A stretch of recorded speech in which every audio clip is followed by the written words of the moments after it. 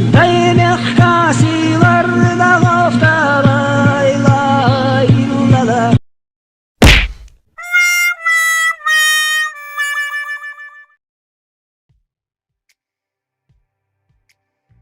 Наверное, всем зрителям этого канала знаком этот флаг с солярным знаком посередине.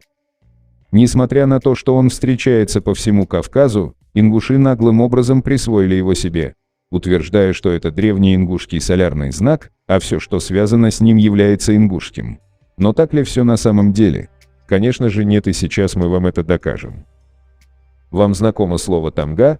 Если нет, то послушайте для ознакомления. Тамга – родовой фамильный знак, печать, который ставился на родовое имущество, в том числе и скот.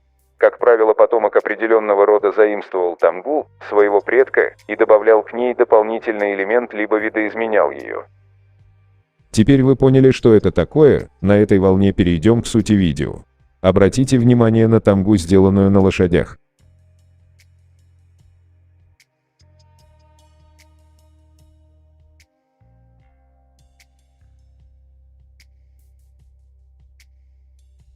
Данная тамга принадлежит княжеской кабардинской фамилии Толостановых.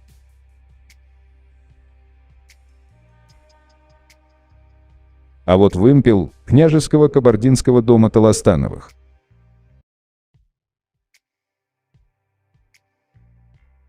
Ингуши, из-за того, что вы налепили эту тамгу на свой флаг, он не становится вашим. И мы не утверждаем, что он принадлежит Толостановым. Как мы уже ранее сказали, он встречается по всему Кавказу.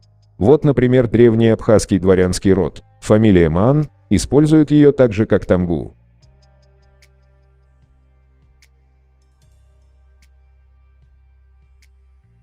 Напишите в комментариях, что вы думаете по этому поводу.